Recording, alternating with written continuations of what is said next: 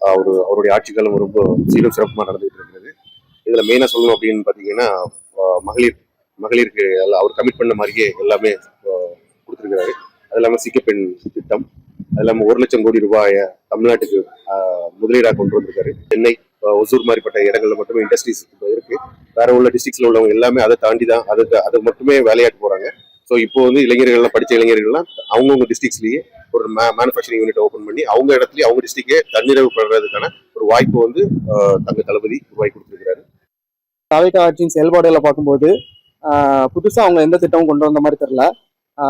முன்னாள் முதல்வர் திமுக தலைவர் மு க ஸ்டாலின் அவர்களின் திட்டத்தை தான் இப்போ அவங்க செயல்படுத்திட்டு வராங்க. எடுத்துக்காட்டுக்கு பார்த்தீங்கன்னா காலை உணவு திட்டத்தை காமராஜர் திட்டம்னு பேர் மாற்றினாங்க.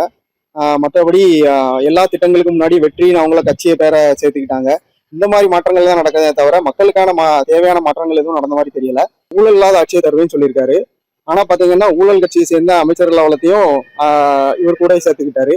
இந்த மாதிரி இவரை நம்பி ஊழல் இல்லாத ஆட்சியை தருவேன்னு சொல்லி நம்பி ஓட்டு போட்ட மக்களுக்கு பெரிய மாற்றம்னு நினைச்சு ஓட்டு போட்ட எல்லா மக்களுக்கும் ஏமாற்றம் தான் இப்ப கிடைச்சிருக்கே தவிர இந்த அரசின் செயல்பாடுகள் மக்களுக்கு திருப்திகரமா இல்லை. மாண்புமிகு முதல்வர் விஜய் அவர்களின் 3 மாத ஆட்சியினை பல்வேறு நலத்திட்டங்கள் சிறப்பாக நடைபெற்றுள்ளது.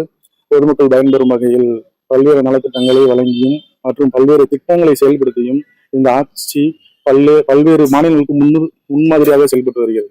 பெண்களுக்கான பாதுகாப்பில் இந்த அரசு சற்றும் சளைக்காமல் பெண்களுக்கான அனைத்து திட்டங்களையும் அனைத்து பாதுகாப்பு அம்சங்களையும் அனைத்து மாநிலங்களுக்கும் முன்மாதிரியாக இந்த அரசு செயல்பட்டு கொண்டிருக்கிறது.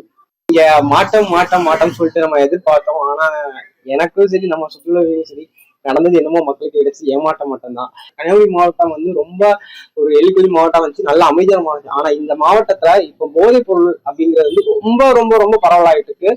தக்கலையில பள்ளி மாணவிகள் வாங்கி சரக்கு வாங்கி அடிக்கிற அளவுக்கு ஒரு இதா இருக்குது.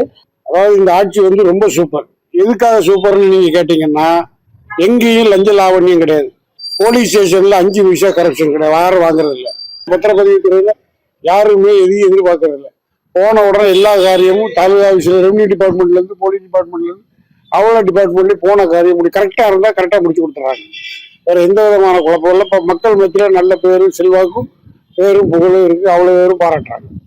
மக்களுக்கு எந்த ஒரு நலத்திட்டங்களையும் செயல்படுத்தவில்லை. முந்தைய அதிமுக ஆட்சியில் செயல்படுத்தப்பட்ட தாலிக்கு தங்கம், ஆடு வளர்ப்பது நாடு திட்டம், இந்த மாதிரி திட்டங்களை அவர்கள் பெயர் மாற்றி கொண்டு வந்திருக்கிறார்கள். அதுபோக படித்த இளைஞர்களுக்கு 4,000 ரூபாய் பட்டதாரிகளுக்கு தருவோம் என்று சொன்னார்கள் மாதந்தோறும். அது பற்றி எந்த தகவல், எந்த ஒரு செயல்பாட்டும் இந்த பட்ஜெட்டில் வரவில்லை. 2,500 ரூபாய் உதவித்தொகை மகளிருக்கு செய்வோம் என்று சொன்னார்கள். திமுக ஆட்சியில் கொடுக்கப்பட்ட 1,000 ரூபாயை மட்டும்தான் கொடுக்கிறார்கள். அதுவும் 1,000 ரூபாய் கொடுத்தாலும் அவங்க திமுக ஆட்சியில் கொடுக்கப்பட்டவர்களே கொடுக்கிறார்கள். 2,500 எங்கே? 1,32,00,000 அட்டைகளுக்கு இன்னும் கொடுக்கப்படவில்லை. இந்த அரசு அனைவரையும் ஏமாற்றுகிறது.